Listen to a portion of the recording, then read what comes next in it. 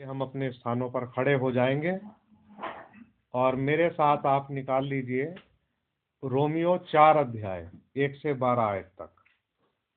Romeo की पत्री 4 अध्याय 1 से 12। इसलिए हम क्या कहें, हमारे शारीरिक पिता अब्राहम को क्या प्राप्त हुआ? क्योंकि यदि अब्राहम कामों से धर्मी ठहराया जाता तो उसे घमंड करने की जगह होती, परंतु परमेश्वर के निकट नहीं। पवित्र शास्त्र क्या कहता है? यह कि अब्राहम ने परमेश्वर पर विश्वास किया और यह उसके लिए धार्मिकता गिना गया। काम करने वाले को की मजदूरी देना दान नहीं परंतु हक समझा जाता है। परंतु जो काम नहीं करता वरन भक्तिहीन के धर्मी ठहराने वाले पर विश्वास करता है, उसका विश्वास उसके लिए धार्मिकता गिना जाता है। जिसे परमेश्वर बिना कर्मों के धर्मी ठहराता है, उसे दाऊद भी धन्य कहता है। धन्य है वे जिनके अधर्म क्षमा हुए और जिनके पाप ढांपे गए। धन्य है वह मनुष्य जिसे परमेश्वर पापी ना ठहराए। तो ये धन्य वचन क्या खतना वालों ही के लिए है या खतना रहितों के लिए भी? हम ये कहते हैं, अब्राहम के लिए उसका विश्वास धार्मिकता गिना गया। तो वह कैसे गिना गया? खतने की दशा में या बिना खतने की दशा में? खतने की दशा में नहीं, परंतु बिना खतने की दशा में।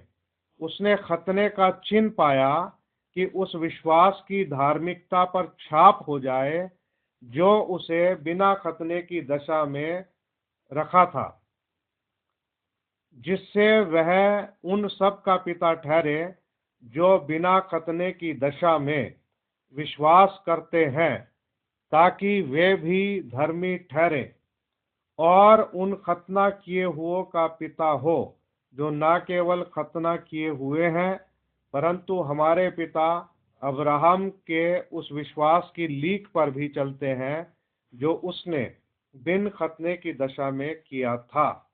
परमेश्वर के पवित्र वचन के पढ़े और सुने जाने पर उसकी आशीष हो। आमीन। आइए प्रार्थना करें। प्यारे अनुग्रहकारी दयालु स्वर्गीय पिता प्रभु यीशु मसीह, हम हृदय से आपके पास आते हैं प्रभु जी, और आपका धन्यवाद देते हैं आज के इस अच्छे दिन के लिए, आपके अनुग्रह के लिए।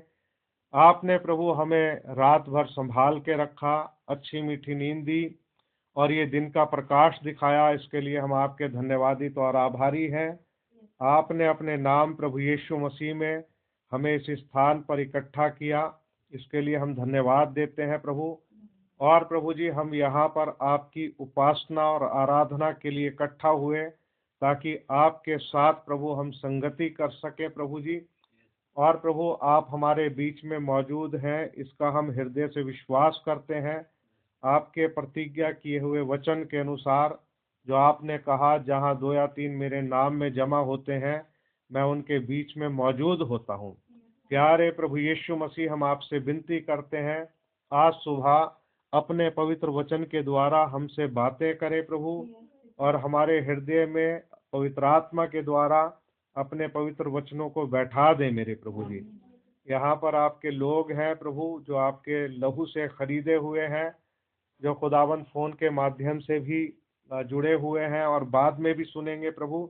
आप सबको बहुतायत से आशीष दें। मेरी प्रार्थना है प्रभु, आज के वचन पर आपकी आशीष हो, सुनने वालों को आत्मिक लाभ मिले और खुदावंद मजबूत हो सके, अपने प्राणों में जोरावर हो सके। प्यारे प्रभु यीशु मसीह, हम सारा आदर महिमा धन्यवाद आपको देते हैं, अपने आप को आपके पवित्र हाथों में देते हैं। हमारे होठों को छुएं और शुद्ध करें प्यारे प्रभु जी, और दया करें प्रभु, अपने पवित्र आत्मा के द्वारा चंद शब्द दें ताकि आपके नाम प्रभु यीशु मसीह में आपके वचन के अनुसार कहे जा सके। सारा आदर महिमा आपको देते हुए इस दुआ को प्रभु यीशु मसीह के नाम में मांगते हैं। आमीन। आमीन। आप लोग बैठ सकते हो।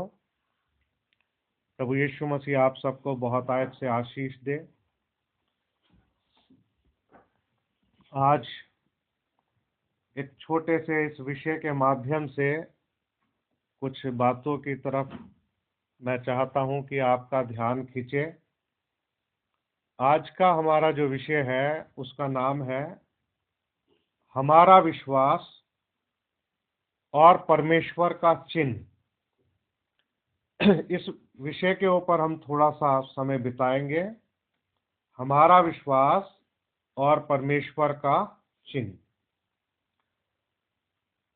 इस विषय को जो मैंने लिया है,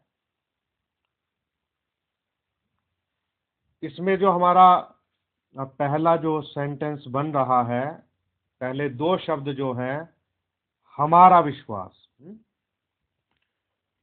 ये हमारे विश्वास से मतलब ये नहीं है कि हमारा खुद का व्यक्तिगत विश्वास है, ऐसा नहीं है। इसको टॉपिक चुनने के लिए, विषय को नाम देने के लिए मैंने इस शब्द का इस्तेमाल किया, हमारा विश्वास। तो जिस विश्वास को हम ये कहते हैं कि हमारा विश्वास, असल में वो हमारा विश्वास नहीं है, बल्कि ये वो विश्वास है जो परमेश्वर ने हमें दान के रूप में दिया है। अभी क्योंकि हमें विश्वास मिल चुका है और हमने उस विश्वास को अपने अंदर ग्रहण कर लिया है, इसलिए अब हम उसको कह रहे हैं हमारा विश्वास। तो टॉपिक को इसलिए ऐसा नाम दिया गया। बाइबल में लिखा है, और विश्वास के द्वारा अनुग्रह से तुम्हारा उद्धार हुआ। विश्वास के द्वारा अनुग्रह से तुम्हारा उद्धार हुआ, और ये तुम्हारी ओर से नहीं है, ये परमेश्वर का दान है। इसी पॉइंट पे मैं फिर से आऊंगा। अब देखिए, दुनिया में बहुत से लोग ऐसे हैं जो प्रभु यीशु मसीह पर ये विश्वास नहीं करते कि वो उनका व्यक्तिगत उद्धार करता है, या प्रभु यीशु मसीह उनका चंगा करने वाला है, या प्रभु यीशु मसीह सृष्टि करता है, या वो अद्वैत परमेश्वर है। ऐसा विश्वास लोग नहीं करते। आप उनको प्रभु यीशु मसीह के विषय में बताओगे, वो अपने विश्वास की चर्चा करेंगे, जिसको वो मानते हैं उसका वर्णन करेंगे वो। इसका मतलब ये हुआ कि उनके पास विश्वास का दान नहीं है, उनके पास कोई ऐसा विश्वास नहीं है जिसे वो ये कह सके मेरा विश्वास या हमारा विश्वास है। तो ये जो हमारा विश्वास जो है, जिसको मैं टॉपिक दिया हमारा विश्वास, ये वो विश्वास है जो परमेश्वर ने हमें दान के रूप में दिया है, यानी कि परमेश्वर से हमको मिला है, तो हम उस पर विश्वास करते हैं। अगर वो विश्वास का हमें दान ना देता तो हम भी औरों की नाई इस वचन पे विश्वास नहीं करते। तो मैं सोचता हूं ये बात हमारे लिए क्लियर हो गई होगी, ताकि कोई आपका सवाल इसमें ना उठे, इसलिए मैंने इस पे थोड़ा सा जोर देके चंद बातों को आपके सामने शेयर किया। हमारा विश्वास और परमेश्वर का चिन्ह, ये हमारा आज का विषय है, आज का टॉपिक है। इस बात पर हम थोड़ा सा ध्यान देंगे। और रोमियो में हमने 4 अध्याय में कुछ आयतों को हमने पढ़ा है, लेकिन अभी हम इब्रानियों की पुस्तक में चलेंगे, पत्री में, और उसका पहले 11 अध्याय की 8वीं आयत पढ़ेंगे। यहां लिखा है, विश्वास ही से अब्राहम जब बुलाया गया तो आज्ञा मानकर ऐसी जगह निकल गया जिसे मिरास में लेने वाला था, और यह ना जानता था कि मैं किधर जाता हूं। विश्वास ही से अब्राहम जब बुलाया गया तो आज्ञा मानकर ऐसी जगह निकल गया, विश्वास से। अब जब परमेश्वर अब्राहम से बात करता है कि अपने देश को, अपने जन्मभूमि को, अपने कुटुंब को इन सब को छोड़ के ऐसी जगह निकल जा जो मैं तुझे बताता हूं। तो हमने अभी पढ़ा, विश्वास के द्वारा अब्राहम ने परमेश्वर की आज्ञा को सुना और ऐसी जगह निकल गया जिसको मिरास में लेने वाला था। तो ये विश्वास जो था, ये परमेश्वर का दान था। अब्राहम को परमेश्वर ने जगत की उत्पत्ति से पहले चुना था। वो पहले से ही जानता था। जिस प्रकार से हम विश्वास करते हैं कि परमेश्वर ने हम सबको जगत की उत्पत्ति से पहले यीशु मसीह में चुन लिया। इब्राहिम ने परमेश्वर पर विश्वास किया। इब्राहिम का विश्वास उसके लिए धार्मिकता गिना गया। अब ये जो 2 पॉइंट्स को लेकर के आज हम चल रहे हैं, इस पर हमने विशेष जोर देना है, विशेष बल देना है। और एक चुना हुआ व्यक्ति जो है इन दोनों बातों पर जोर देगा और ध्यान लगाएगा।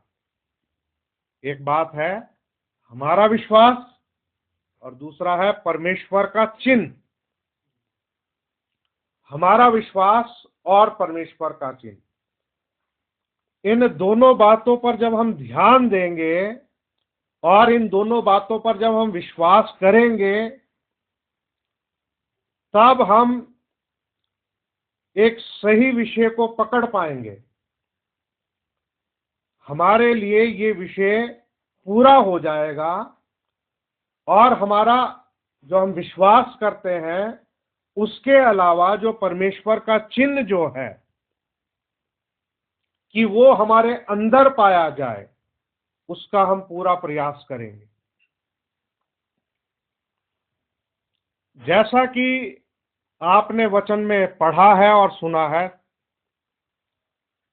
और ब्रदर ब्रहानम इसको बहुत अच्छी तरीके से बताते हैं, विश्वास और काम ये दोनों पति पत्नी हैं। विश्वास और काम दोनों एक साथ चलते हैं। विश्वास कामों के बगैर मुर्दा है और काम जो है विश्वास के बिना मुर्दा है। दोनों चीजें, अगर विश्वास को जीवंत प्रकट होना है तो वो कामों के द्वारा प्रकट होगा, और अगर काम जो है उनको जीवंत प्रकट होना है तो वो बिना विश्वास के जीवंत नहीं प्रकट हो सकते। तो ये दोनों जो हैं एक साथ एक हार्मनी में चलने वाले हैं। बाइबल हमको बताती है कि जो परमेश्वर के वचन के सुनने वाले हैं वो धर्मी नहीं ठहराए जाएंगे। परमेश्वर के वचन पर सुन के चलने वाले धर्मी ठहरेंगे। जो वचन को इसलिए सुनते हैं ताकि वचन के अनुसार चलें। उनका वचन को सुनने का उद्देश्य ये है कि वो वचन के अनुसार चलना चाहते हैं और चलते हैं। इस प्रकार से दुनिया 2 भागों में बट जाती है। एक वो लोग हैं जो वचन को सिर्फ सुनते हैं लेकिन उस पर चलते नहीं। एक वो लोग हैं जो वचन को सुनते हैं और उसके अनुसार चलते हैं। एक वो लोग हैं जो विश्वास करते हैं, मुंह से बोलते हैं हम विश्वास करते हैं, लेकिन अपने विश्वास को कभी कामों के द्वारा प्रकट नहीं करते।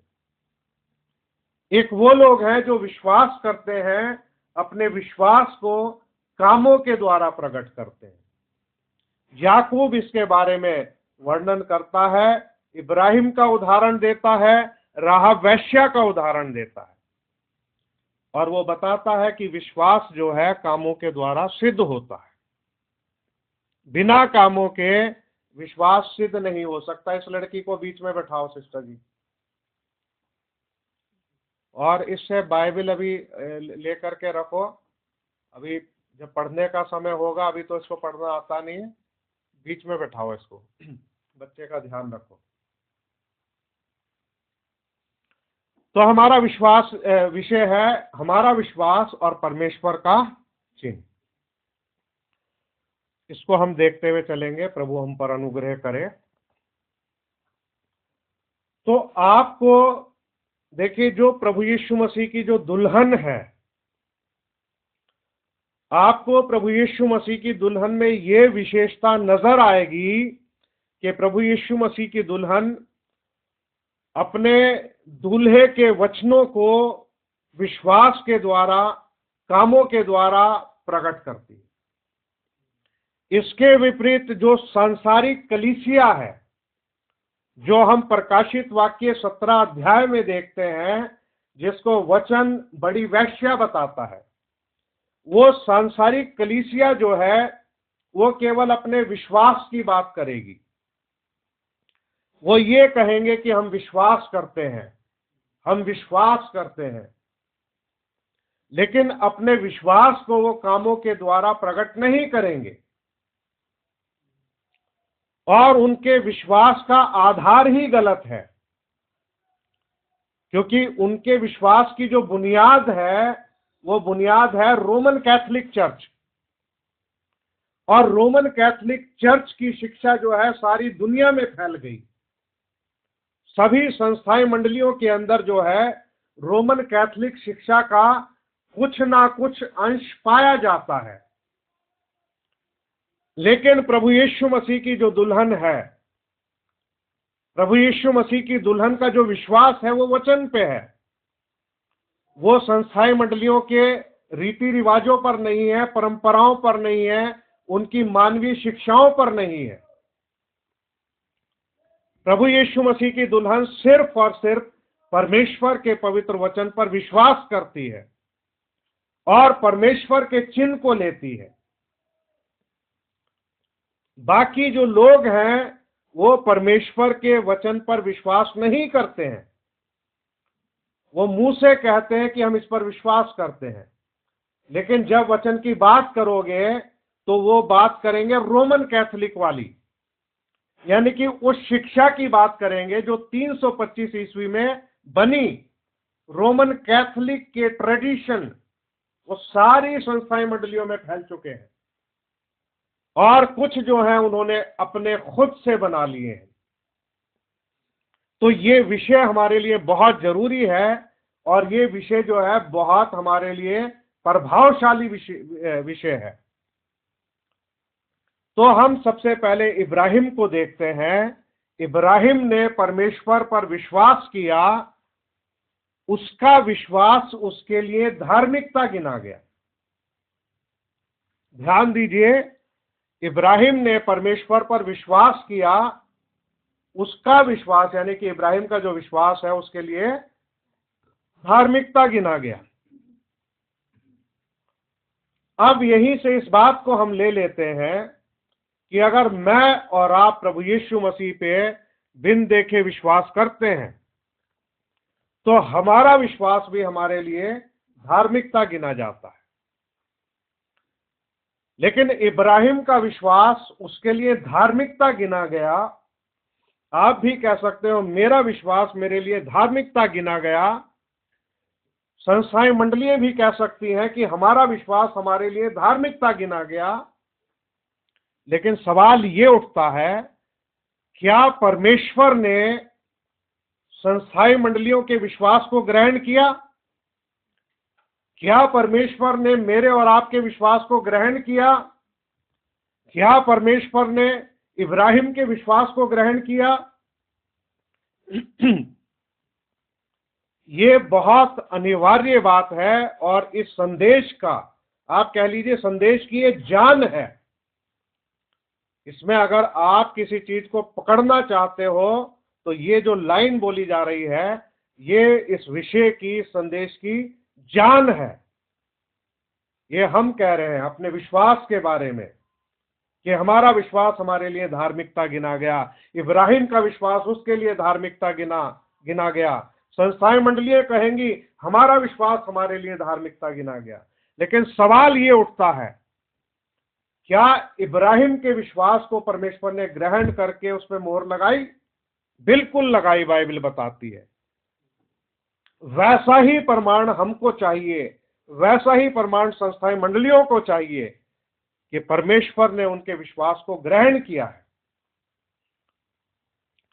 तो हम इसमें ये देखते हैं कि जब परमेश्वर इब्राहिम के विश्वास को किसी आधार पर ग्रहण करेगा, ठीक है, उसने विश्वास किया, उसका विश्वास उसके लिए धार्मिकता गिना गया। आगे बढ़ के हम देखते हैं उत्पत्ति 17 अध्याय में, जब अब्राहम 99 वर्ष का हो गया, तब यहोवा ने उसको दर्शन देकर कहा, मैं सर्वशक्तिमान ईश्वर हूं, मेरी उपस्थिति में चल और सिद्ध होता जा। अब यहां पर परमेश्वर उसको एक संदेश दे रहा है। 99 वर्ष का जब वो हो गया है, अब ये वो समय आने वाला है कि जब परमेश्वर की प्रतिज्ञा इब्राहिम के जीवन में पूरी होने वाली है। उसकी प्रतिज्ञा क्या थी?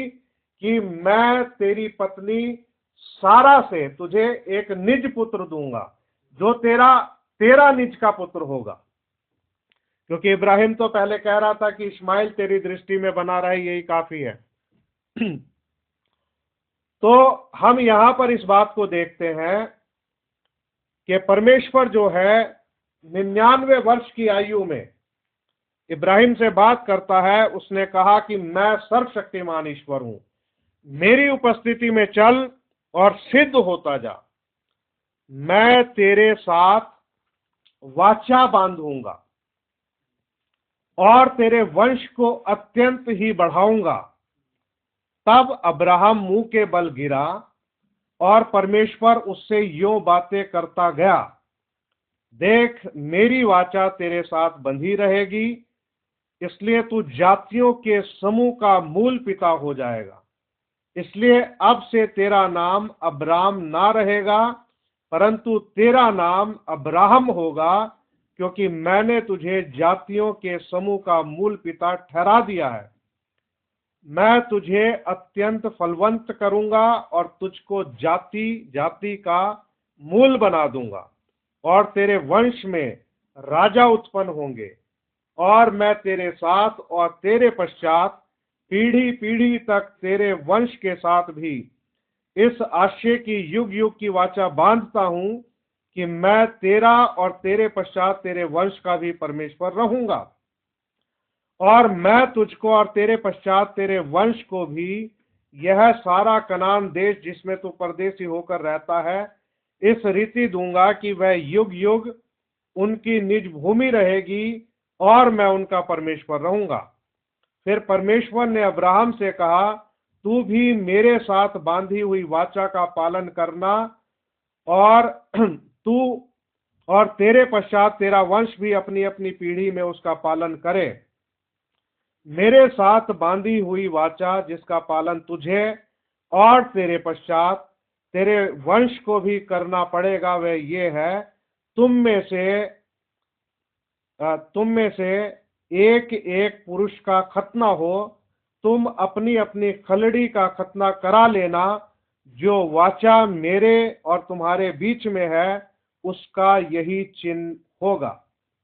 पीढ़ी पीढ़ी में केवल तेरे वंश ही के लोग नहीं, पर जो तेरे घर में उत्पन्न हुआ हो अथवा परदेशियों से रुपया देकर मोल लिया जाए, ऐसे सब पुरुष भी जब 8 दिन के हो जाए तब उनका खतना किया जाए।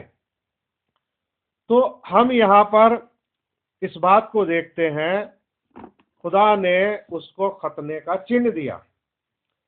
अब विश्वास तो वो पहले कर चुका था, अब ये खतना का चिन्ह जो है अब्राहम को मिलता है। तो मैं जो हूं, जो तेरे घर में उत्पन्न हो अथवा तेरे रुपए से मोल लिया जाए, उसका खतना अवश्य ही किया जाए। इस प्रकार मेरी वाचा जिसका चिन्ह तुम्हारी देह में होगा, वह युग युग रहेगी। जो पुरुष खतना रहित रहे, अर्थात जिसकी खलड़ी का खतना ना हो, वह प्राणी अपने लोगों में से नष्ट किया जाए, क्योंकि उसने मेरे साथ बांधी हुई वाचा तोड़ दी। अब ये जो खतना का जो चिन्ह है, ये अब्राहम और उसके वंश की देह के अंदर होना बहुत जरूरी था। अब जो व्यक्ति खतना नहीं कराएगा, उस व्यक्ति ने परमेश्वर के साथ बांधी गई अपनी वाचा को तोड़ दिया, क्योंकि अब वो व्यक्ति जिसने परमेश्वर पर विश्वास किया और उसके विश्वास को, उसका विश्वास उसके लिए धार्मिकता गिना गया, अब उसका चिन्ह क्या है कि परमेश्वर ने उसको ग्रहण कर लिया है। अभी जो भी इब्राहिम और उसके घर परिवार में खतना करवाएगा, जिसकी देह में वो चिन्ह होगा, आप समझ लीजिए कि परमेश्वर ने उसके विश्वास को ग्रहण कर लिया। अभी जब तक इब्राहिम अपना खतना ना करवाता, अपने बच्चों का खतना ना करवाता, तो परमेश्वर उसके विश्वास को ग्रहण नहीं करता। अभी उसके विश्वास को, उसकी धार्मिकता जो है, उसका विश्वास, उसे परमेश्वर तभी ग्रहण कर सकता है जब वो उसकी देह में उस चिन्ह को देख ले, और वो जो चिन्ह जो था वो खतना का चिन्ह था। अब हम देखते हैं कि किस तरीके से इस बात को पूरा किया। 22 से 27 तक और पढ़ूंगा आपके सामने। उत्पत्ति 17, 22 से 27। तब परमेश्वर ने अब्राहम से बातें करनी बंद की और उसके पास से ऊपर चढ़ गया। तब अब्राहम ने अपने पुत्र इश्माइल को लिया और उसके घर में जितने उत्पन्न हुए थे और जितने उसके रुपये से मोल लिए गए थे, अर्थात उसके घर में जितने पुरुष थे, उन सबों को लेके उसी दिन परमेश्वर के वचन के अनुसार उनकी खलड़ी का खतना किया गया। जब अब्राहम की खलड़ी का खतना हुआ तब वह 99 वर्ष का था, और जब उसके पुत्र इश्माइल की खलड़ी का खतना हुआ तब वह 13 वर्ष का था। अब्राहम और उसके पुत्र इश्माइल दोनों का खतना एक ही दिन हुआ, और उसके घर में जितने पुरुष थे और जो घर में उत्पन्न हुए तथा जो परदेशियों के हाथ से मोल लिए गए थे, सबका खतना उसके साथ ही हुआ। तो हम यहां पर देखते हैं कि जब इब्राहिम ने खतना करवा लिया तो परमेश्वर ने उसके विश्वास के ऊपर मोहर लगा दी। अब उसका विश्वास जो उसके लिए धार्मिकता जो ठहरा था, अब उसे परमेश्वर ने ग्रहण कर लिया। और जब तक परमेश्वर हमारे विश्वास को ग्रहण ना करे, परमेश्वर चिन्ह के द्वारा उसकी पुष्टि ना करे, तब तक हम ये नहीं कह सकते कि हमारा विश्वास हमारे लिए धार्मिकता ठहरा गया। उस पे मोहर तभी लगती है जब परमेश्वर उसको ग्रहण कर लेता है। तो परमेश्वर ने उस चिन्ह के द्वारा उसके विश्वास को ग्रहण किया, उस पर मोहर लगा दी, और ये बात जो है पूरी तरीके से पक्की हो गई, कंफर्म हो गई कि इब्राहिम ने परमेश्वर पर विश्वास किया और उसका विश्वास उसके लिए धार्मिकता गिना गया। मैं सोचता हूं यहां तक आपको बात समझ में आ गई। और बाइबल बताती है कि इब्राहिम की संतान इब्राहिम के समान काम करेगा। और जैसा कि पौलुस के वचनों के अनुसार जो उसने प्रचार किया कलीसियाओं में, वो हमें इस बात को बताता है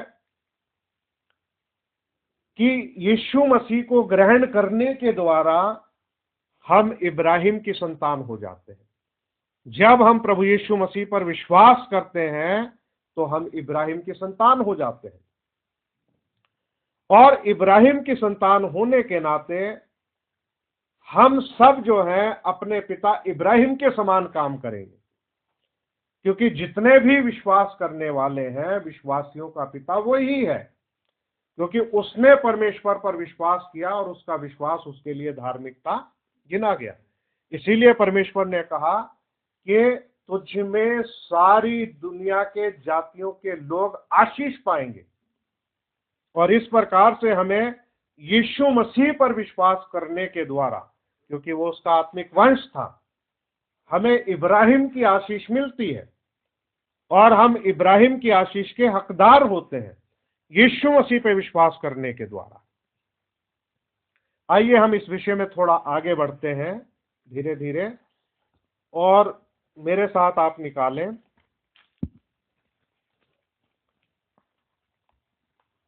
मरकुस 16 अध्याय और उसकी 16वीं आयत।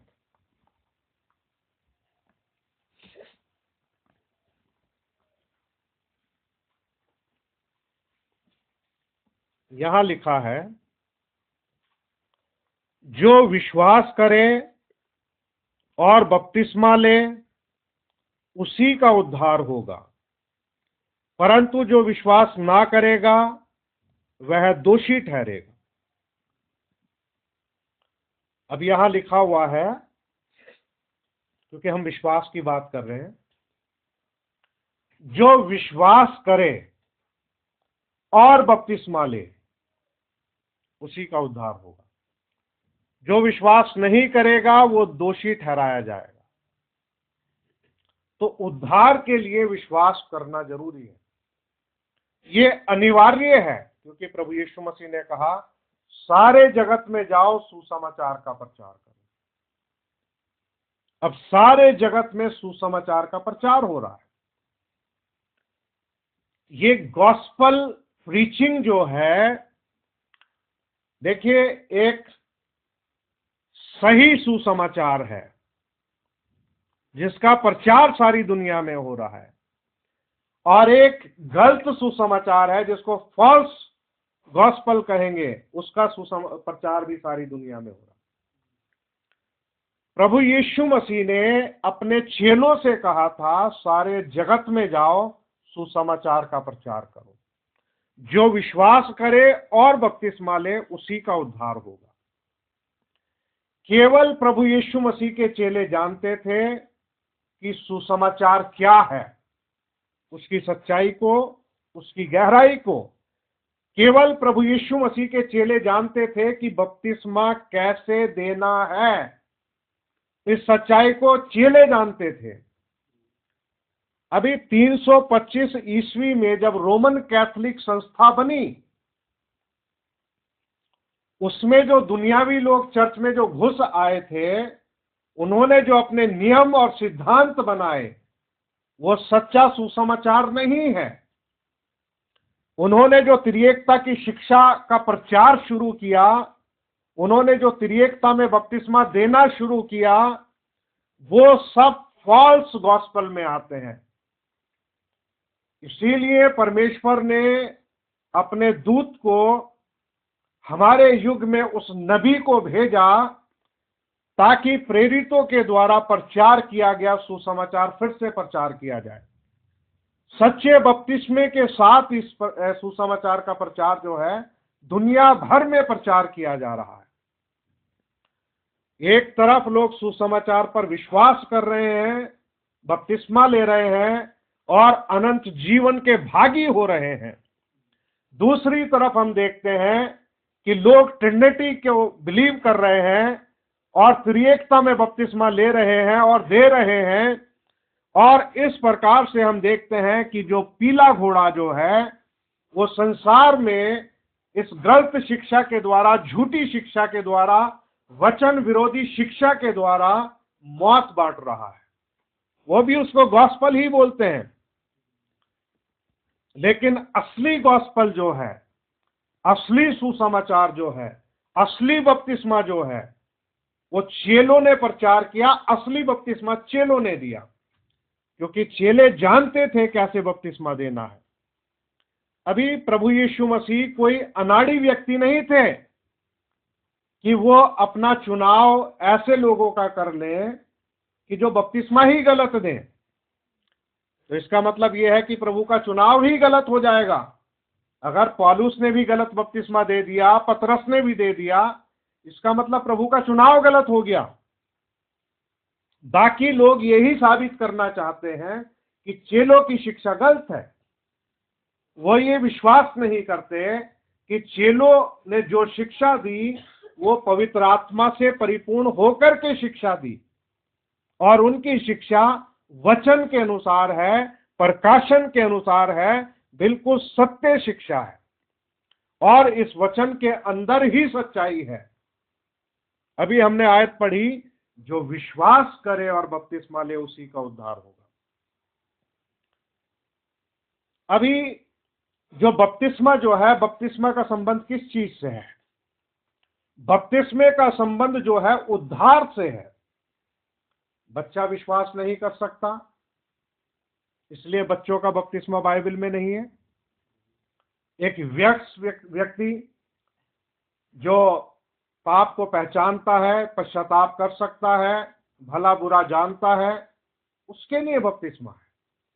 लेकिन बपतिस्मे से पहले क्या है? विश्वास है। जो विश्वास करे और बपतिस्मा ले उसी का उद्धार होगा।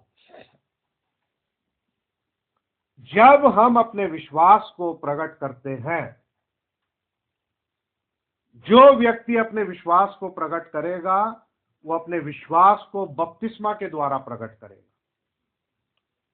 वो बपतिस्मा लेके इस बात को साबित करेगा कि उसने जो विश्वास किया है वो वचन पे विश्वास किया है, प्रभु यीशु की आज्ञा पर विश्वास किया है, उसकी बातों पर विश्वास किया है। ऐसा हो नहीं सकता कि कोई व्यक्ति हृदय से विश्वास करे और बपतिस्मा ना ले। हर एक सच्चा विश्वास करने वाला बपतिस्मा लेगा। अभी बपतिस्मे का संबंध उद्धार से है, और इसके बाद जो है प्रभु हमारे विश्वास को ग्रहण करता है, और हमारे इस बात की पुष्टि होनी चाहिए कि उसने हमारे विश्वास को ग्रहण किया है। तो प्रभु की प्रतिज्ञा क्या है कि वो विश्वास को कैसे ग्रहण करेगा? अब्राहम के जीवन में था खतना का चिन्ह। उन्हें अपने पुरुषों को खतना करवाना पड़ता था। अभी हमारे लिए क्या चिन्ह है, इसको भी हम देखेंगे। आइए हम आगे बढ़ते हैं। प्रेरितों के काम 2 अध्याय निकालें। प्रेरितों के काम उसका 2 अध्याय, उसकी 36 से लेके 39 आयत तक मैं आपके सामने पढ़ूंगा। अतः अब इस्राएल का सारा घराना निश्चित रूप से जान ले कि परमेश्वर ने उसी यीशु को जिसे तुमने क्रूस पर चढ़ाया प्रभु भी ठहराया और मसीह भी। तब सुनने वालों के हृदय छिद गए और वे पतरस और शेष प्रेरितों से पूछने लगे, हे भाइयों, हम क्या करें? पतरस ने उनसे कहा, मन फिराओ और तुम में से हर एक अपने अपने पापों की क्षमा के लिए यीशु मसीह के नाम से बपतिस्मा ले, तो तुम पवित्र आत्मा का दान पाओगे। अब पतरस क्या बता रहा है? पतरस ये बता रहा है कि पश्चाताप करो, अपने अपने गुनाहों के मोचन के लिए, यानी कि मिटा दिए जाने के लिए यीशु मसीह के नाम से बपतिस्मा लो। अगर हम चाहते हैं कि हमारे पाप मिट जाएं, तो उसके लिए हमें पहले पश्चाताप करना है और फिर यीशु मसीह के नाम में बपतिस्मा लेना है। ये पवित्र आत्मा की शिक्षा है। प्रभु यीशु मसीह जो है वो पिता, पुत्र, पवित्र आत्मा का नाम है, उपाधि नहीं, नाम है। ये नाम प्रकट हुआ। आसमान के नीचे और मनुष्यों में कोई दूसरा नाम नहीं जिससे हम उद्धार पा सके। अब ये लोग क्या पूछ रहे थे? हम लोग क्या करें? और वे पतरस और शेष प्रेरितों से पूछने लगे, हे भाइयों, हम क्या करें? पतरस ने सही मार्ग बता दिया, पश्चाताप करो, यीशु मसीह के नाम में बपतिस्मा लो, तब तुम पवित्र आत्मा का दान पाओगे। अब पवित्र आत्मा का जो बपतिस्मा है, पवित्र आत्मा का जो दान है, ये एक चिन्ह है कि परमेश्वर ने हमारे विश्वास को, हमारे पश्चाताप को ग्रहण कर लिया। और परमेश्वर जो है पवित्र आत्मा का दान देके इस बात की पुष्टि करता है, इस बात के ऊपर मोहर लगा देता है कि उसने हमें ग्रहण कर लिया है। आइए मैं आपके सामने एक आयत पढ़ के बताता हूं। निकाले इफिसियों 1 अध्याय, इफिसियों 1 अध्याय और उसकी 13 और 14 आयत, 13वीं और 14वीं आयत, ये 2 आयतें हम पढ़ेंगे।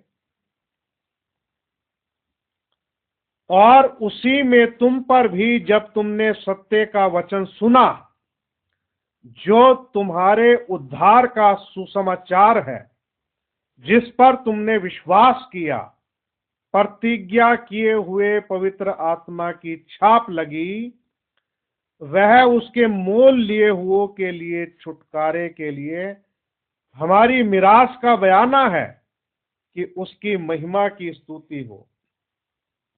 तो यहां क्या लिखा है? जब तुमने सत्य का वचन सुना। अब ये सत्य का वचन सुन रहे थे प्रेरितों के काम में पतरस के द्वारा। जब तुमने सत्य का वचन सुना, जो तुम्हारे उद्धार का सुसमाचार है। पतरस के द्वारा वो सभी लोग अपने उद्धार का सुसमाचार सुन रहे थे। वो सत्य का वचन जो सुना रहा था पतरस, वो उनके उद्धार का सुसमाचार है, जिस पर तुमने विश्वास किया। यानी कि सत्य वचन पर जिस पर विश्वास किया, प्रतिज्ञा किए हुए पवित्र आत्मा की छाप लगी हुई है। ये वचन ऐसा नहीं है, इस वचन पर जो है प्रतिज्ञा किए हुए पवित्र आत्मा की छाप लगी हुई है। जब हम इस वचन को विश्वास से ग्रहण करते हैं, तो आप समझ लीजिए कि हम उस छाप को ग्रहण करते हैं। हमारा पश्चाताप सच्चा होना चाहिए। अब इसी बात को प्रभु ने कहा, जो बातें मैं तुमसे कहता हूं वे आत्मा भी है और जीवन भी है। प्रभु ने कहा, जो बातें मैं तुमसे कहता हूं वे बातें आत्मा भी है और जीवन भी है। तो लिखा है, वह उसके मोल लिए हुओं के लिए छुटकारे के लिए हमारी मिरास का बयाना है। तो बयाने के तौर पर हमें पवित्र आत्मा मिला है। ये कब होता है? जब हम सत्य का वचन सुनते हैं। सुनना केवल ऊपरी कानों से नहीं होता, कानों से तो हम सुनते हैं, लेकिन उस आवाज को हम अपने हृदय की गहराई से सुनते हैं, हृदय में सुनते हैं, ग्रहण करते हैं। सत्य का वचन हमारे उद्धार का सुसमाचार है। ये सत्य का वचन, अभी कोई और चीज के ऊपर प्रभु ने छाप नहीं लगाई। ये वचन जो है, ये अभिषिक्त वचन है। इस वचन के अंदर जीवन है। अगर आत्मा ना हो तो लाइफ कहां से आएगी भाई? क्योंकि परमेश्वर का आत्मा इस वचन को जीवंत प्रकट करता है। जब यूहन्ना के पास प्रभु यीशु मसीह जो परमेश्वर का वचन था, वो आया और उसने उसको बपतिस्मा दिया, तो आत्मा डव के रूप में उसके ऊपर उठा, पिंडुक के रूप में उसके ऊपर उतरा, और परमेश्वर ने घोषणा की, यह मेरा प्रिय पुत्र है जिसमें रहने से मैं अत्यंत प्रसन्न हूं। यानी कि परमेश्वर ने वचन के द्वारा उसमें डेरा किया और खुशी जाहिर की कि यह है मेरा प्रिय पुत्र है, इसमें रहने से मैं अत्यंत प्रसन्न हूं। इसलिए हमें रीति रिवाज जो है, ट्रेडिशन जो है, परंपराएं जो है, मानवीय शिक्षाएं जो हैं, वो सब हमें अंधकार में लेकर के जाती हैं और हमें वो मेमना नहीं बनाती। वो शिक्षाएं वो हमें भेड़िया बनाती हैं। और पिंडुक जो है कभी भेड़िए के ऊपर नहीं उतरेगा, वो भेड़ के ऊपर उतरेगा, मेमने के ऊपर उतरेगा, नम्र के ऊपर उतरेगा, क्योंकि जो स्वभाव जो है वो मैच होना चाहिए। मेमने का स्वभाव ऐसा होता है कि वो किसी को हानि नहीं पहुंचाता, डव का स्वभाव ऐसा होता वो किसी को हानि नहीं पहुंचाता। तो मेमना और डव इन दोनों का स्वभाव एक सा है। तो जब हम इस वचन को विश्वास से ग्रहण करेंगे तो हमारे ऊपर पवित्र आत्मा उतरेगा। तो पवित्र आत्मा जो है हमेशा वचन पर उतरता है। यीशु मसीह परमेश्वर का वचन था, उस पर पवित्र आत्मा उतरा। तो जो व्यक्ति भी इस वचन को ग्रहण करता है वो मेमना बनता है, क्योंकि हमारे लिए बलिदान कौन हुआ? लहूलुहान मेमना, परमेश्वर का मेमना जो जगत के पाप उठा लिया जाता है। हम गीत गाते हैं, सारे आदर के योग्य वध किया हुआ मेमना है। वो लहूलुहान मेमना है, हमारे लिए उसने खून बहा दिया। अगर यीशु मसीह हमारे लिए अपने पवित्र लहू को ना बहाता, अगर वो मौत को ना हराता, तो छुटकारे की पुस्तक जो है वो उसके हाथ में नहीं आ सकती थी। उसने लहू का दाम देके हमें खरीदा और तब छुटकारे की पुस्तक अपने हाथ में ली, और फिर उसकी मोहरों को उसने खोल दिया, एक एक करके सील तोड़ी गई, और तब ये भेद जो है वो प्रकट हुए। तब हमें जिंदगी की बातें पता चली। जब तक इस गहराई में मिशनों वाले लोग जाएंगे नहीं, संस्थाई मंडलियों के, तब तक उनको वो एहसास नहीं हो पाएगा कि हमारे उद्धार के लिए कितनी बड़ी कीमत चुकाई गई है। वो तो किनारा करके इस वचन से भाग जाते हैं, दूर चले जाते हैं, इस वचन को चाहते ही नहीं है। तो जो विश्वास करे और बपतिस्मा ले उसका उद्धार होगा। तो पतरस क्या कहता है? अपने अपने गुनाहों के मोचन के लिए यीशु मसीह के नाम में बपतिस्मा लो, तब तुम पवित्र आत्मा का दान पाओगे। तो पवित्र आत्मा क्या है? सील ऑफ गॉड, परमेश्वर की मोहर है। वो अपने चुने हुओं के ऊपर अपनी सील कर देता है, मोहर लगा देता है, ताकि वो क्लेम कर सके कि ये मेरे हैं, मैंने इन्हें अपने पवित्र लहू से खरीदा है। उसके लिए विश्वास जरूरी है। जो लोग विश्वास नहीं करते उनके लिए प्रभु यीशु मसीह क्लेम नहीं कर सकता। जो लोग वचन पे विश्वास नहीं करते उनको प्रभु चिन्ह नहीं दे सकता। चिन्ह उनको ही मिलेगा जो विश्वास करे और बपतिस्मा ले, क्योंकि लिखा उसी का उद्धार होगा। ये टोकन, ये चिन्ह, पवित्र आत्मा की मोहर, ये उनके लिए है, विश्वास करने वाले लोगों के लिए। अभी जो वचन पे विश्वास नहीं करेगा तो प्रभु उनको क्यों सील करेगा? उनके ऊपर पशु की छाप आएगी। पशु की छाप को वो इसलिए लेंगे क्योंकि उन्होंने उस पशु की, झूठे भविष्यद्वक्ता की, वो निकलाइयों की शिक्षा का विश्वास किया है। वो शिक्षाओं को मान रहे हैं लोग जो वचन में नहीं पाई जाती, और वचन की शिक्षाओं को ग्रहण करने के लिए तैयार नहीं है। तो प्रभु अनुग्रह करे, जो विश्वास करे और बपतिस्मा ले उसी का उद्धार होगा। और हम प्रेरितों के काम में पढ़ते हैं कि जिन लोगों ने यीशु मसीह के नाम में बपतिस्मा लिया, परमेश्वर ने पवित्र आत्मा देके इस बात की पुष्टि की कि प्रभु ने उनके विश्वास को ग्रहण कर लिया है। क्योंकि हमारा विश्वास जरूरी है, लेकिन हमारे विश्वास को परमेश्वर ग्रहण करे। अभी एक व्यक्ति जो है मुंह से कह सकता है कि मैंने विश्वास कर लिया है, जाके बपतिस्मा ले ले वो, लेकिन अगर उसका विश्वास सच्चा नहीं है, पश्चाताप सच्चा नहीं है, उसे टोकन नहीं मिलेगा, उसको वो चिन्ह नहीं मिलेगा, परमेश्वर उसके विश्वास को ग्रहण नहीं करेगा। मतलब सच्चाई से होना चाहिए। लिखा है अधर्म का प्रायश्चित सच्चाई से होता है। तो हमारे हृदय का विश्वास सच्चाई से होना चाहिए, हमारा पश्चाताप सच्चाई से होना चाहिए, तब प्रभु जो है पवित्र आत्मा की मुहर लगाता है। आइए हम एक और स्थान से पढ़ेंगे,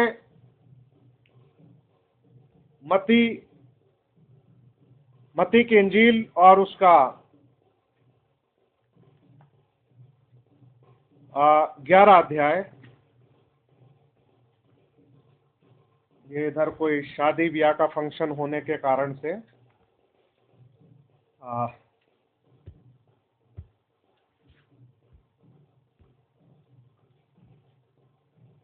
ठीक है। मत्ती 11 अध्याय 28 से 30।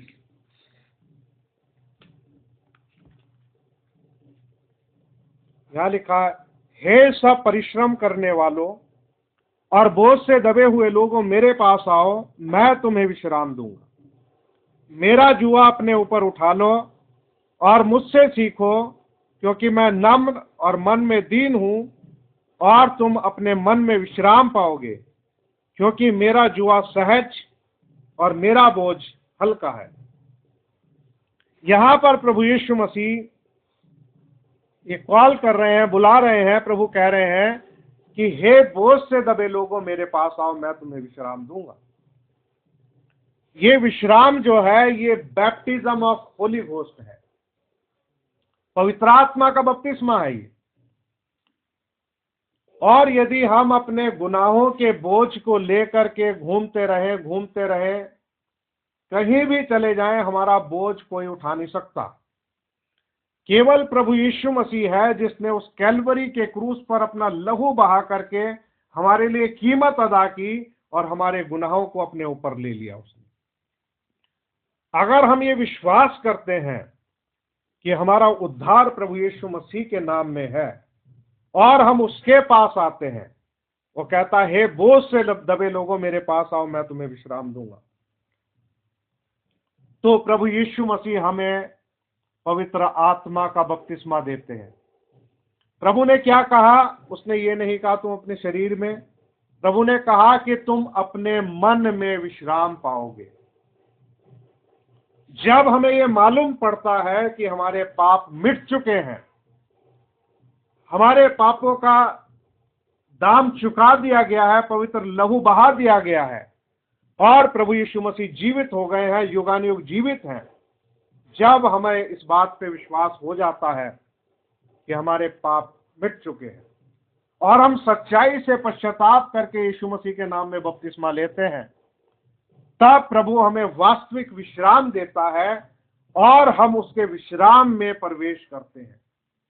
जब तक हमें पवित्र आत्मा का बपतिस्मा नहीं मिलेगा, तब तक हम संसार में भटकते रहेंगे, हम परेशान रहेंगे, हमारा मन जो है वो अशांत रहेगा। उसके लिए जरूरी है कि हमारी जिंदगी के अंदर स्थिरता आ जाए, ठहराव आ जाए, वो पवित्र आत्मा के बपतिस्मे की जरूरत है। प्रभु यीशु मसीह ने कहा कि मेरा जुआ अपने ऊपर उठा लो, मुझसे सीखो कि मैं नम्र हूं, मन में दीन हूं, मेरा बोझ हल्का है। तो प्रभु ने जो हमें आज्ञाएं दी हैं मानने के लिए, वो आज्ञाएं कठिन नहीं है। प्रभु ये चाहता है कि वो भी हमें कुछ देना चाहता है। वो जो अपना हमें बोझ देता है, वो कहता है मेरा जुआ अपने ऊपर उठा लो। तो उसकी जो आज्ञाएं हैं प्रभु की, ये कठिन नहीं है। इस बोझ को हमने उठाना है, क्योंकि प्रभु ये चाहता है कि भाई हमारी भी, जैसे अब्राहम की देह में एक चिन्ह रखा, अभी नए नियम में हम देखते हैं कि पवित्र आत्मा का बपतिस्मा वो टोकन, वो चिन्ह है जो हमारे अंदर होना बहुत जरूरी है। यहां पर प्रभु यीशु मसीह जुए के रूप में बता रहा है कि हम फ्री ना रहें। अभी हमारा बोझ हट गया है, तो ये जरूरी है कि हम भी किसी बोझ को उठाएं, हल्के बोझ को उठाएं। और वो हल्का बोझ जो है प्रभु यीशु मसीह का जुआ है।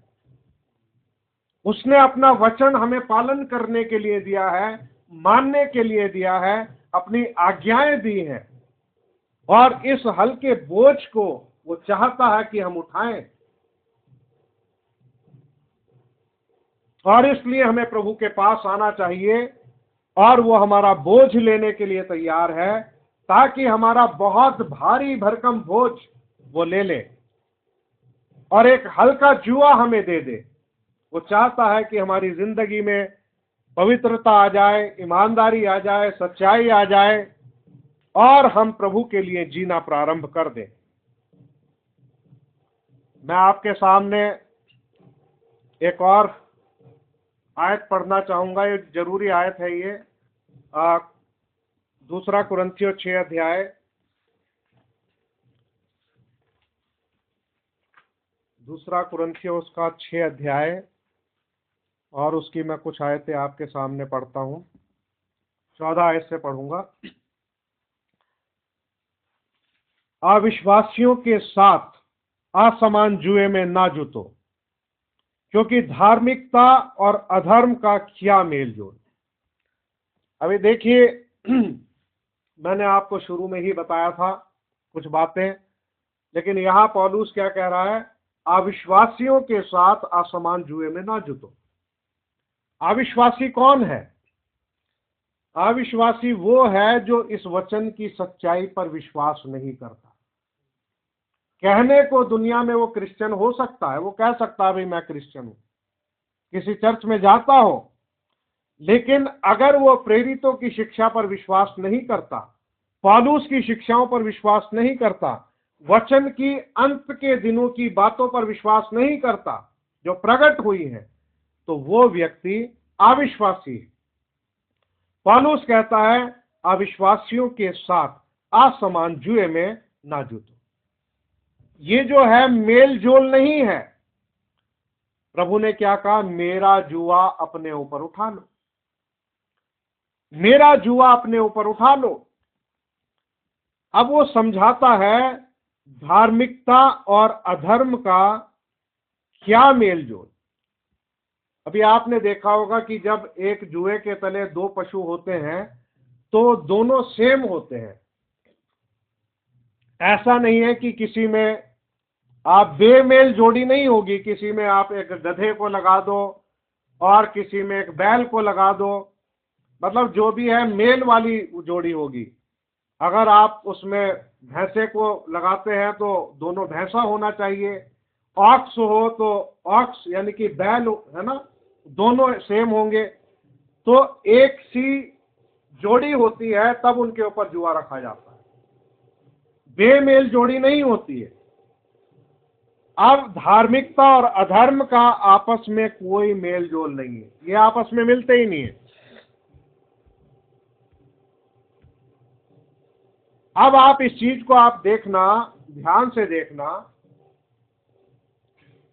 इस धार्मिक क्षेत्र में जो है बहुत से मसीही लोग हैं जिनकी शिक्षा बिल्कुल फर्क है, जो वचन के अनुसार शिक्षा है ही नहीं। तो इसलिए धार्मिकता और अधर्म का कोई मेल जोल नहीं। प्रभु यीशु मसीह ने भी जब भेजे थे चेले, दो दो करके भेजे थे, है ना। बाइबल में भी लिखा है कि अगर दो जन एक साथ चले, एक गिरेगा तो दूसरा उसको उठा लेगा। एक विश्वास के होने चाहिए। अब हमें इस बात को सोचना चाहिए कि प्रभु यीशु मसीह ने जो जुआ हमारे ऊपर रखा हुआ है वो जुआ है धार्मिकता का जुआ। अब आप उसके साथ चल सकते हो जिसके ऊपर वही धार्मिकता का जुआ रखा हो। अब हमने उसको पहचानना है कि भाई ये जो धार्मिकता का जुआ जो है, जो प्रभु ने कहा कि मेरा जुआ अपने ऊपर ले लो, इस जुए को हमें पहचानना है। फिर दूसरे के ऊपर जो जुआ रखा है, अगर अधर्म का जुआ रखा है तो उसके साथ जुटने की जरूरत नहीं। फिर लिखा हुआ है ज्योति और अंधकार की क्या संगति, मतलब इसमें कोई भी कम्युनियन नहीं है। अगर एक तरफ रोशनी है और एक तरफ अंधकार है, तो प्रभु ने जो हमारे ऊपर जुआ रखा है वो ज्योति का रखा है। प्रभु ने कहा जगत की ज्योति मैं हूं, जो मेरे पीछे चलेगा वो अंधकार में नहीं होगा। तो जो यीशु मसीह को फॉलो करने वाले लोग हैं, वचन को फॉलो करने वाले हैं, रोशनी में चलने वाले लोग हैं, उनके साथ हमें चलना है, उनके साथ नहीं चलना। क्योंकि बाइबल में लिखा परमेश्वर ज्योति है, उसमें कुछ भी अंधकार नहीं। अंधकार क्या है? आपको पहले बताया था, जितनी परंपराएं हैं दुनिया के अंदर वो सब अंधकार है, जितने रीति रिवाज हैं वो सब अंधकार हैं। मनुष्यों की खुद की बनाई हुई शिक्षा अंधकार है, मनुष्यों के स्वयं के विचार जो है वो अंधकार है।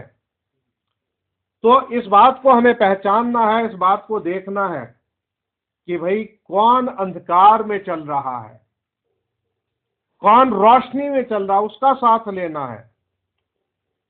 मैं इसमें आपको एक खास पॉइंट पे लेके जाने वाला हूं। और लिखा मसीह और बलियाल के, मसीह का बलियाल के साथ क्या लगाव। अब जो प्रभु यीशु मसीह है उसका शैतान के साथ कोई लगाव नहीं है, बलियाल के साथ में। अभी मसीह की जो शिक्षा है वो वचन के अंदर पाई जाती है। हमें मालूम है वचन में मसीह की शिक्षा क्या है, प्रेरितों ने क्या शिक्षा दी, और प्रभु यीशु मसीह उजागर करता है शैतान की शिक्षा को, जो पहली मोहर में सफेद घोड़े पे सवार होकर के आया, धार्मिकता का भेष बना करके लोगों को धोखा दिया। मतलब एंटी क्राइस्ट स्पिरिट, मसीह विरोधी आत्मा सफेद घोड़े पे सवार। उसके बाद उसने अपना घोड़ा बदल लिया, लाल पे सवार हो गया, उसे एक तलवार मिली और उसने धार्मिकता के नाम पे, धर्म के नाम पे लोगों को कत्ल करना शुरू कर दिया। वो झूठा भविष्यद्वक्ता बन गया। यानी कि नाइसिया काउंसिल में जो भी सिद्धांत बनाए गए, परंपराएं रची गई, उनकी शिक्षा दुनिया भर में देने लगा झूठा भविष्यद्वक्ता। रोमन कैथोलिक के द्वारा झूठी शिक्षाओं को संसार में फैलाना शुरू कर दिया। अब आपको पता चल गया मसीह का बलियाल के साथ क्या लगाव। अभी इन शिक्षाओं के साथ में, झूठे भविष्यद्वक्ता के साथ में, पोप के साथ में उसका कोई लगाव नहीं है, क्योंकि ये सब उसके एजेंट हैं शैतान के। यह विश्वासी के साथ अविश्वासी का क्या नाता।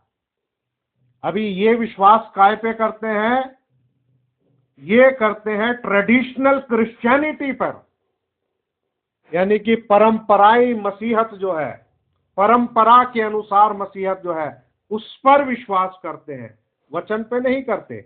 जो वचन पर विश्वास करेगा, यीशु मसीह के लहू पर विश्वास करेगा, जो यीशु मसीह को बिचवई मानेगा, वो लोग जो है विश्वासी हैं। अभी ये लोग किसको बिचवई मानते हैं? मरियम को, संतों को। बिचवाई कोई नहीं है, बाइबल बताती है एक ही बिचवाई है, वो यीशु मसीह है।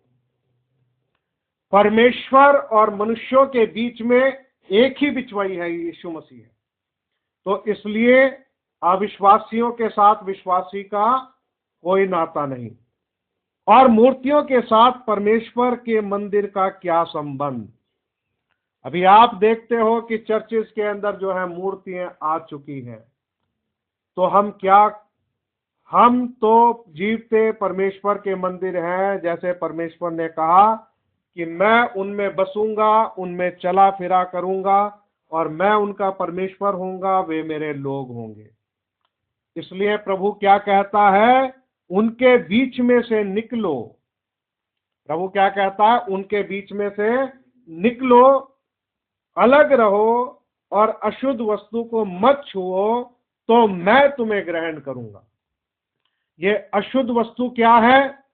प्रकाशित वाक्य 17 अध्याय में जब आप पढ़ोगे तो उस बड़ी वेश्या के हाथ में एक सोने का कटोरा है। वो तमाम घृणित और अशुद्ध वस्तुओं से भरा हुआ है, क्योंकि संसार को वो वही पिला रही है। उसके अपने नियम, सिद्धांत, परंपराएं, खुद की बनाई हुई शिक्षाएं, ये सब अशुद्ध हैं। तो प्रभु कह रहा अशुद्ध वस्तुओं को मत छुओ। इन शिक्षाओं को प्रयोग में नहीं लाना। छूने का मतलब क्या होता है? इस्तेमाल में लाना। जैसे हिंदी में क्या लिखा है कि उस जीवन के वचन को हमने हाथों से छुआ। हिंदी में लिखा हाथों से छुआ, इंग्लिश में लिखा है कि हम उसको प्रयोग में लाए हैं। क्या किया हमने? उसको बहुत केयरफुली हैंडल किया, उन चीजों को प्रयोग में लाए। छूने का मतलब होता प्रयोग में लाना। तो अशुद्ध वस्तुओं को मत छुओ। जितनी भी रोमन कैथोलिक की शिक्षाएं हैं या संस्थाई मंडलियों की शिक्षाएं हैं, उनको प्रयोग में प्रभु कंडीशन लगा रहा है और प्रभु इस बात को बता रहा है, और वो कहता है तो मैं तुम्हें ग्रहण करूंगा। अगर हम इनमें से बाहर नहीं निकले, इनकी शिक्षाओं को हमने छोड़ा नहीं, तो हमें प्रभु ग्रहण नहीं करेगा। यानी कि वो सील ऑफ गॉड हमारे ऊपर नहीं आ सकता। वो खतने का, आत्मिक रीति से बोल रहा हूं, खतने का चिन्ह हमारे ऊपर नहीं आ सकता, क्योंकि हमारा मसीह में खतना हुआ है। वो हाथों से नहीं हुआ खतना। उसमें क्या हुआ है, पौलुस बताता है, पुराना मनुष्य तत्व जो है उसके साथ क्रूस पे चढ़ा दिया गया। पुराना मनुष्य तत्व जो है उतार दिया गया, जैसा कि रोमियो 6:6 में 6 अध्याय में आपको मिलेगा कि पुराना मनुष्य तत्व जो है क्रूस पर चढ़ा दे। तो ये पुराना मनुष्य तत्व क्या है? ये पुराना ना केवल हमारा पुराना जीवन है जिसमें तमाम बुराइयां पाई जाती थी, बल्कि ये तमाम तरीके के रीति रिवाज हैं, मनुष्यों की शिक्षाएं हैं, ट्रेडिशन है। ये सब चीजें, पुराना मनुष्य तत्व जो था, इसने हमको कवर किया हुआ था। हमारी लाइफ को जब प्रभु देखता था, पिता देखता था, तो उसको हम पापी नजर आते थे। लेकिन मसीह में आने पर ये पुराना मनुष्य तत्व उतार दिया जाता है। नए मनुष्य तत्व यानी कि मसीह को हम बपतिस्मा के द्वारा पहन लेते हैं, और जब हम मसीह को बपतिस्मा के द्वारा पहन लेते हैं, तब प्रभु प्रतिज्ञा किए हुए पवित्र आत्मा की छाप हम पर लगा देता है। यह है सील ऑफ गॉड। परमेश्वर के पवित्र आत्मा के द्वारा वो हमारे जीवनों को मोहरबंद कर देता है, फिर शैतान उसको छू नहीं सकता। यही वो चिन्ह है, यानी कि हमारा विश्वास और परमेश्वर का चिन्ह। परमेश्वर ने हमें विश्वास का दान दिया कि हम इस वचन पर विश्वास करें, तो परमेश्वर की ओर से हमें चिन्ह मिलता है। यानी कि परमेश्वर पवित्र आत्मा दे के इस बात की पुष्टि कर देता है कि वास्तव में हमने सच में उसके वचन पर विश्वास किया। अभी कुछ लोग ऐसे होते हैं जो बपतिस्मा भी ले लेते हैं, विश्वास भी नहीं करते, और तमाम संस्थाई मंडलियों में भी घूमते रहते हैं, उनकी शिक्षाओं को भी पालन करते हैं। क्रिसमस आया तो क्रिसमस मना लिया, गुड फ्राइडे आया तो ट्रेडिशनल क्रिश्चियनिटी के अनुसार उस तरीके से उन सब चीजों को उन्होंने कर लिया। तो वो क्या है, पूरी तरीके से निकले नहीं है। अब प्रभु कहता है कि हे मेरे लोगों, उनमें से निकलो। तो प्रभु ये चाहता है कि हम इनके साथ मर ना जाएं, आत्मिक रीति से हमारा बचाव हो और हम पूरी तरीके से जीवन प्राप्त करें। तो प्रभु कहता है, हे मेरे लोगों, इनमें से निकलो, अशुद्ध वस्तुओं को मत छुओ, तो मैं तुम्हें ग्रहण करूंगा। ये इतना बड़ा पॉइंट है, लोग इस पे ध्यान नहीं देते कि जब तक हम सब कुछ छोड़ के बाहर ना निकल आए प्रभु के पास, तब तक प्रभु हमें रिसीव नहीं करता। और उसके ग्रहण करने का एक ही प्रमाण है, और वो पवित्र आत्मा से हमें मोहर बंद करता है। हम नए मनुष्य तत्व को पहन लेते हैं, और पुराना मनुष्य तत्व जो है उतार दिया जाता है। तमाम सांसारिक शिक्षाओं के और तमाम परंपराओं के साथ सब कुछ उतार के फेंक दिया जाता है। तो मेरे प्रिय भाई बहनों, इसका मैं आपको एक दो जगह से बात करके इसको समाप्त करूंगा। निर्गमन में आपने देखा होगा कि लोगों ने विश्वास किया था 12वें अध्याय में, और उनको प्रभु ने एक चिन्ह दिया था, और वो चिन्ह था लहू का चिन्ह। उनको बताया था कि निर्दोष मेमने को आपने ज़िबा करना है, उसके बाद में जूफा से तसले में रख करके जूफा से उस लहू को चौखटों पे और अलंगों पर लगाना है। वो उनके लिए चिन्ह था। अब देखिए, परमेश्वर की एक मांग होती है कि आपने परमेश्वर की मांग को पूरा किया, और परमेश्वर की मांग थी लहू का चिन्ह। उसको प्रभु को और कोई मतलब नहीं। प्रभु को इतना पता था कि विश्वास करने वाले लहू के चिन्ह के तले होंगे, और जब वहां से मृत्यु का दूत निकला तो उसने छोड़ दिया। किसी को नहीं मारा। इसीलिए हम देखते हैं कि राहाब वेश्या को भी एक चिन्ह मिला, उसको लाल डोरी का चिन्ह मिला। वो विश्वास करती थी, उसने विश्वास के अनुसार काम किया, सारी बातचीत कंप्लीट हो चुकी थी, लेकिन फिर भी उसको उस चिन्ह को अप्लाई करना था, उस चिन्ह को लगाना था।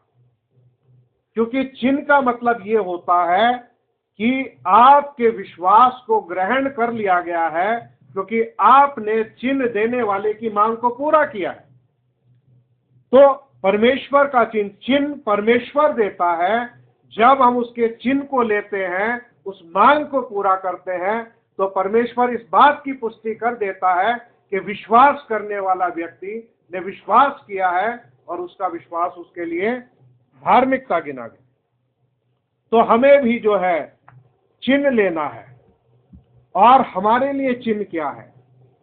हमारे लिए जो चिन्ह है उसको हम ऐसे पहचान सकते हैं, पवित्र आत्मा जो हमारे समय का चिन्ह है, कि जिस पवित्र आत्मा ने इस समय का संदेश लिखा, लौदीकियाई कलीसियाई काल का, और जो हमारे युग की बातें हैं, उन बातों को और उस संदेश को हम लोग हाँ और आमीन के साथ ग्रहण करेंगे।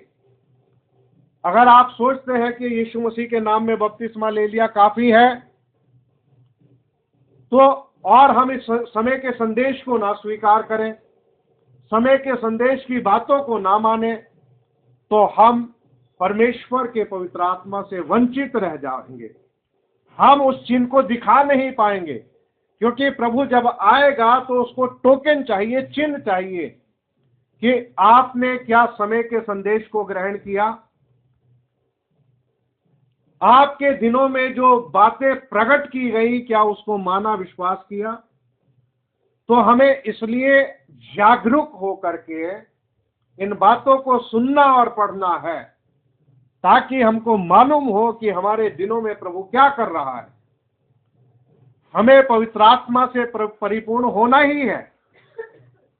अब देखिए, कुछ लोग ऐसे हैं, प्रभु अनुग्रह करें, प्रभु धीरजवंत है, मैं विश्वास करता हूं प्रभु धीरजवंत है, वो धीरज धरता है। हमारे विषय में भी उसने धीरज धरा और धरता है हमारा प्रभु। अभी कुछ विश्वासी लोग ऐसे हैं जिन्होंने प्रभु यीशु मसीह के नाम में बपतिस्मा तो ले लिया है, लेकिन उनके जीवन में कोई बदलाव नहीं। उनसे पूछो कि क्या आपने कोई किताब पढ़ी, उनकी तरफ से जवाब आता नहीं। क्या कोई मैसेज सुना, जवाब आता है नहीं। और संडे का दिन भी वो जो है अपना चर्च में जाकर के नहीं बिताते। चर्च से ज्यादा उन्हें अपने काम पसंद है, तो वो अपना काम करना पसंद करेंगे, पैसा कमाना पसंद करेंगे, चर्च में जाना पसंद नहीं करेंगे। तो इस प्रकार के भी लोग हैं और उनका रेगुलर का ये काम है। चलो, कुछ लोगों की सरकारी नौकरी है, संडे के दिन उनकी ड्यूटी लगती है तो उनको जाना ही पड़ता है। और कभी कभार चलो ड्यूटी में इंसान फंस जाता है, वो अलग बात है। लेकिन अगर इंसान स्वेच्छा से, यानी कि अपनी खुद की इच्छा से संडे के दिन भी ड्यूटी करना चाहे, तो आप ऐसे व्यक्ति को विश्वासी में नहीं गिन सकते। और सबसे बड़ी परेशानी और प्रॉब्लम अब दुनिया की ये हो गई, लोग जो हैं छिपके काम करते हैं। जैसे उदाहरण के तौर पर, अभी किसी व्यक्ति को ये नहीं दिखाना कि वो अपनी क्या फोटो लगा रहा है स्टेटस पे। व्हाट्सएप में जो स्टेटस होता है उस पे क्या फोटो लगा रहा है, अगर वो हमें नहीं दिखाना चाहता तो हमको हाइड कर देगा, वो हमें नहीं दिखाई देगी। अभी अगर उसको कोई बाइबल की आयत दिखानी है तो हमें खोल देंगे, तो बाइबल की आयत दिखाई देगी हमें कि भाई हाँ। तो लोग इतने चालाकी से काम करते हैं, वो ये सोचते हैं कि भाई परमेश्वर को भी कुछ नहीं दिखाई देता। वो ये सोचते हैं कि भाई हमने इन लोगों से छिपा लिया तो प्रभु को भी नहीं कुछ दिख रहा। तो लोग परमेश्वर से नहीं डरते हैं, उनके अंदर डर नहीं है परमेश्वर का। बस लोग इतना करते हैं कि भैया पास्टर को ना पता चल जाए, कलीसिया के किसी व्यक्ति को ना पता चल जाए। उनकी दुनिया और उनकी दुनियादारी वैसे ही चलती रहती है जैसे बपतिस्मा लेने से पहले थी, अभी भी वैसे ही है, और पता नहीं कब तक वैसी चलेगी, प्रभु जाने। तो इस प्रकार के लोग भी दुनिया में मौजूद हैं। अगर उनको मेकअप करने का मौका ना मिले तो वो शादी में नहीं जाते। अगर उनको ये पता चल जाए कि भैया फला फला विश्वासी भाई शादी में आ रहे हैं, तो शादी में नहीं जाएंगे। और अगर वहां पे कोई विश्वासी नहीं होगा तब वो शादी में जाना पसंद करेंगे, क्योंकि उन्होंने पूरी तरीके से जैसे बाकी दुनियादार लोग कपड़े पहने हुए वैसा कपड़ा पहनकर, वैसा सज के, वैसा मेकअप करके, क्योंकि वहां पे जाके वही हो हल्ला करना भाई किसी विश्वासी को ना पता चल जाए दिखने। तो ऐसे भी लोग दुनिया में हैं।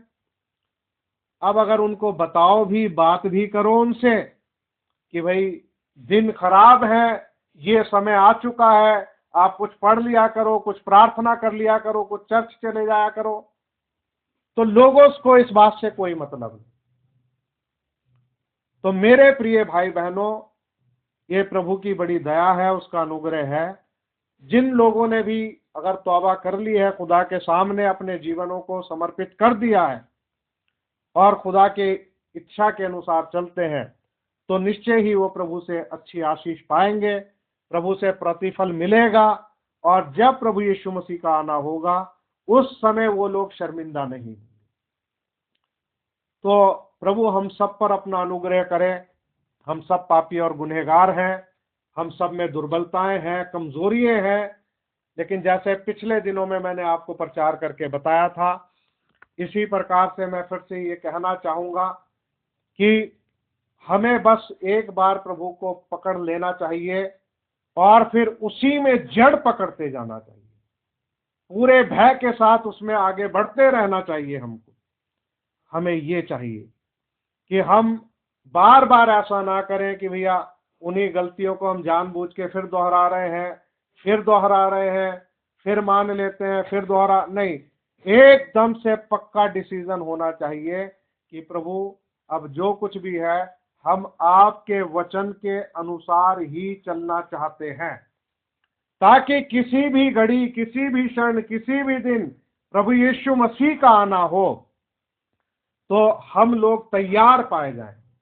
तो प्रभु से ये अनुग्रह मांगना है और उसकी दया मांगनी है कि प्रभु अपनी कृपा हमारे जीवनों पर करे और निरंतर हमें वचन में आगे बढ़ाता चला जाए। अब हमने ये सोचना है कि संसार हमारे लिए और हम संसार के लिए क्रूस पर चढ़ा दिए, खत्म हो गया सब कुछ। अब मसीह और मसीह के लिए जीना, जैसे पौलुस की जिंदगी थी, वो कहता है कि मेरे लिए जीना मसीह और मरना लाभ, जीना मसीह और मरना लाभ है। पौलुस का एक उद्देश्य था, उसने कहा कि दिल तो करता है, जी तो चाहता है कि कूच करके मसीह के पास जा रहूं। उसकी इच्छा होती थी, उसका दिल करता था कि इस दुनिया से कूच करके मसीह के पास जा रहूं। लेकिन जब उसने विश्वासी भाई बहनों की तरफ दृष्टि की, उनको देखा, तो कहा कि तुम्हारे लिए मुझे यहां रहना और भी अच्छा प्रतीत होता है। यानी कि हमारे जीवन का उद्देश्य, लक्ष्य यही होना चाहिए कि अगर हम इस दुनिया से जाते हैं तो जाके मसीह के पास रहें, और अगर हम इस दुनिया में रहते हैं तो मसीह के लोगों के साथ रहें, उनकी चिंता करें कि कैसे उनकी उन्नति हो, कैसे वो प्रेम में तरक्की करें, वचन में आगे बढ़ें, पवित्रता में बढ़ते चले जाएं, तो कैसे उनका जीवन अंश अंश करके बदलता चला जाए। अगर हम इस उद्देश्य से इस धरती पर नहीं हैं तो हमारा जीना बेकार है। आज भी अगर हम संसार के लिए जी रहे हैं, संसारिक चीजों के लिए जी रहे हैं, खाने के लिए जी रहे हैं, पहनने के लिए जी रहे हैं, दुनिया में घूमने के लिए जी रहे हैं, तो हमारी जिंदगी का कोई फायदा नहीं। अगर हम जीना मसीह और मरना लाभ, अगर उद्देश्य ये है कि अगर मरे तो प्रभु के पास जाएं, रहे तो प्रभु के लोगों के बीच में रहें, उनके साथ में संगति करके अपना समय बिताएं, तो मेरे प्रिय भाई बहनों, ये हमारा लक्ष्य उद्देश्य ठीक होगा, पौलुस के अनुसार होगा, जैसे वो बात को कहता है। तो प्रभु आप सबको आशीष दे। हमारा विश्वास और परमेश्वर का चिन्ह, परमेश्वर पवित्र आत्मा दे करके इस बात की पुष्टि करता है कि उसने हमें ग्रहण कर लिया है। प्रभु आपको आशीष दे। आइए अपने स्थानों पर खड़े हो जाएं और प्रार्थना में चलें। सर्वशक्तिमान, अनुग्रहकारी, दयालु स्वर्गीय पिता, हृदय से आपका धन्यवाद देते हैं, आपकी महिमा बढ़ाई और प्रशंसा करते हैं मेरे प्रभु जी। आज सुबह इस छोटे से संदेश के द्वारा प्रभु आपने हमारे हृदयों से बात की प्यारे प्रभु जी, और प्रभु हम आपसे यही दुआ करते हैं कि खुदाबंद ये संदेश हमारे लिए जीवंत प्रकट हो जाए। जिस प्रकार से प्यारे प्रभु जी अब्राहम ने खुदाबंद आपकी उस आवाज को सुना और जब आप उससे बातें करके चले गए तो उसने जो है अपना और सारे घराने के साथ में अपने पुत्र का उन्होंने खतना का चिन्ह जो है अपनी देह में लिया प्यारे प्रभु जी। और प्रभु जी हम आपका धन्यवाद देते हैं कि खुदावंद प्रभु यीशु मसीह आज के युग में खुदावंद आत्मिक रीति से हमारा पवित्र आत्मा के द्वारा खतना होता है प्रभु जी। जिस प्रकार से आपका चेला स्तिफनुस पवित्र आत्मा से भरा हुआ था और उसने संदेश प्रचार किया है, मन और हृदय के खतना रहित लोगों, तुम कब तक पवित्र आत्मा का सामना करते रहोगे। प्यारे प्रभु यीशु मसीह हम आपका धन्यवाद देते हैं कि खुदावन के पवित्र आत्मा के द्वारा उसका खतना हुआ था, इसलिए वो संदेश को दे सका प्रभु जी। और वो लोग जिनका शरीर में तो खतना हुआ था लेकिन वो पवित्र आत्मा के द्वारा खतना नहीं चाहते थे, पुराने मनुष्य तत्व को उतारना नहीं चाहते थे, उन्होंने उसको पथरवा कर दिया क्योंकि वो उसको नहीं पहचान सके। प्यारे प्रभु यीशु मसीह हम आपका धन्यवाद देते हैं प्रभु जी कि आपने हमारी आंखों को खोला है वचन रूपी सुरमे के द्वारा प्रभु जी।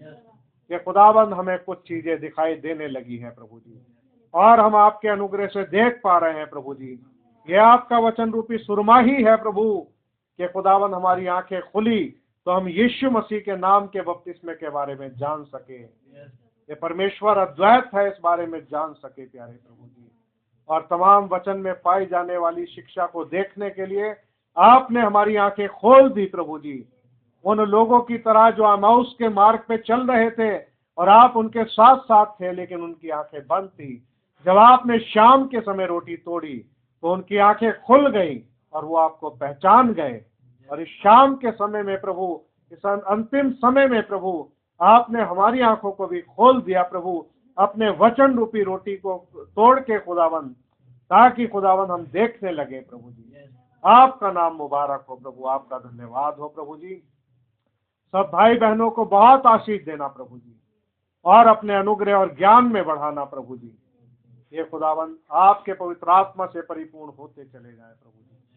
बहुत बहुत धन्यवाद हो, सारा आदर महिमा आपको देते हैं प्रभु जी। धन्यवाद के साथ इस दुआ को यीशु मसीह के नाम में मांग लेते हैं, आमीन।